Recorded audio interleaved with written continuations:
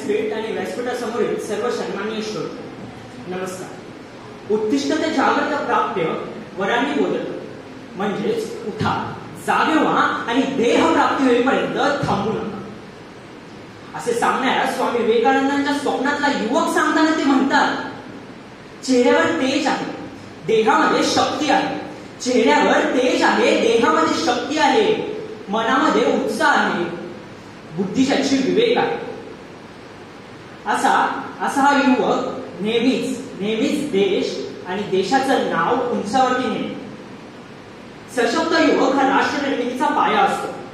कोणत्याही देशातील लोकसंख्येचा सर्वात गतिमान आणि महत्वाचा घटक म्हणजे तरुण. प्रचंड ऊर्जा, उत्साह, कार्यक्षमता, आत्मविश्वास आणि धैर्य, शौर्याचं प्रतीक म्हणजे युवा वर्ग. अशा या तरुणांची राष्ट्र निर्मितीमध्ये एक महत्वाची भूमिका असते.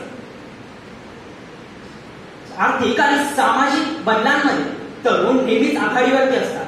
एक सक्षम आणि सजग युवा देशाच्या उज्ज्वल भविष्याची हमी देऊ शकतो.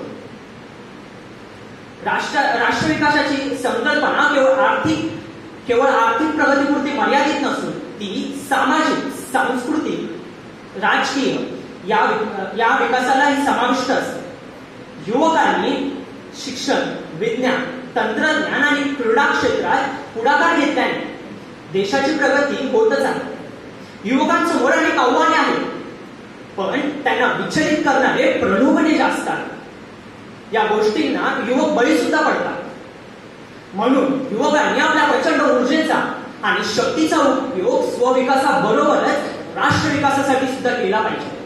हिंदवी स्वराज्य संस्थापक छत्रपती शिवाजी महाराज यांनी याच तरुणांचा स्वाभिमान आणि स्वराज्य स्वातंत्र्याविषयीची भावना जागृत करून अगदी मुठभर मावळ्यांच्या सोबतीने बलाढ्य अशा शत्रूला स्थळो की पळो करून सोडले होते. स्वामी विवेकानंद म्हणतात, आज आपल्या देशाला पोलादी नसांची व लोखंडी स्नायूंची गरज आहे.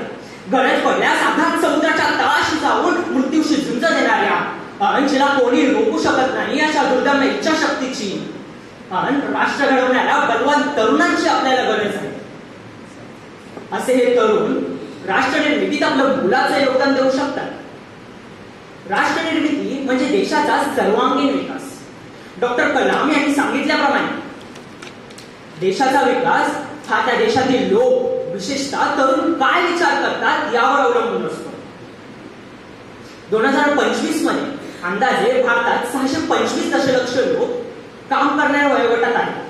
त्यापैकी 333 दशलक्ष लोक हे 15 ते 35 या वयोगटातील तरुण आहेत, जे एकूण लोकसंख्येच्या 27.5% पेक्षा जास्त आहे.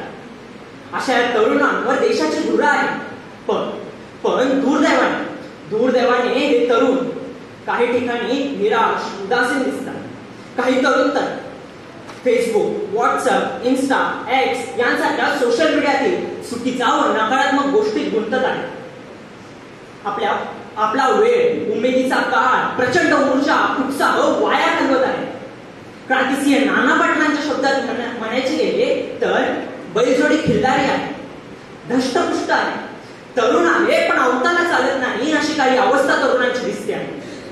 खरं तर यातून बाहेर पडून आपण देशहितासाठी, राष्ट्र विकासासाठी विज्ञान तंत्रज्ञानाचा पुरस्कार करून योग्य मार्गक्रमण करणे गरजेचे आहे. रात्रीच्या गर्भात उद्याचा उशक काळ या कुसुमाग्रजांच्या ओळीप्रमाणे निराशतेतून बाहेर पडून चांगल्या गोष्टींची सवय लावणे आपल्याला गरजेचे आहे.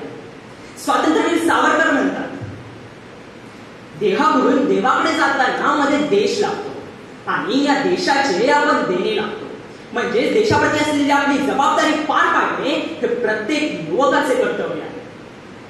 राष्ट्र निर्मितीमधील सर्वात उच्च महत्वाचा घटक म्हणजे विद्यार्थी युवक यांनी उच्च शिक्षण घेऊन त्या शिक्षणाचा कल्पकतेने उपयोग केला पाहिजे. शिक्षण केवळ नोकरीसाठी न घेता कला, कौशल्य आत्मसात करून व्यवसाय, उद्योग यांच्यामध्ये प्रगती करून देशाच्या अर्थव्यवस्थेत भर दिली पाहिजे.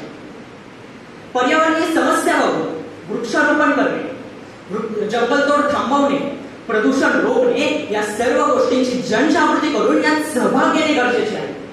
सामाजिक विषमता नष्ट करून समतेचे तत्व रुजवून संविधानाच्या मूल्यांची जपणूक केली तर खऱ्या अर्थाने लोकशाही राष्ट्र विकसित होईल.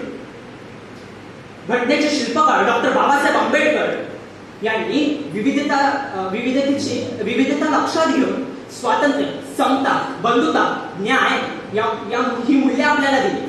या मूल्यांची आपण जपणूक केली.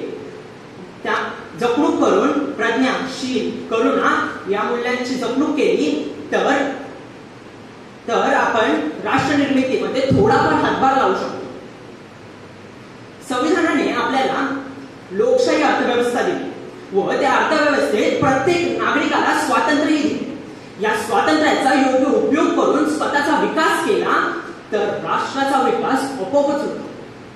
म्हणून प्रत्येक युवकाने स्वविकासाबरोबरच राष्ट्र निर्मितीमध्ये सुद्धा हातभार लावणे गरजेचे आहे. जर हे केले तर भारत देश नक्कीच सुजलाम सुफलाम होईल यात काहीच शंका दिसत नाही. शेवटी जाता जाता एवढीच आशा व्यक्त करतो. तू उद्याची आशा आहेस. सामर्थ्य तू देशाचे, तू उद्याची आशा आहेस. ताकद तूच राष्ट्राची. घडवशील प्रबळ राष्ट्र हीच मनी अपेक्षा आहे. घडवशील प्रबळ राष्ट्र हीच मनी अपेक्षा आहे. घडवशील प्रबळ राष्ट्र हीच मनी अपेक्षा. धन्यवाद.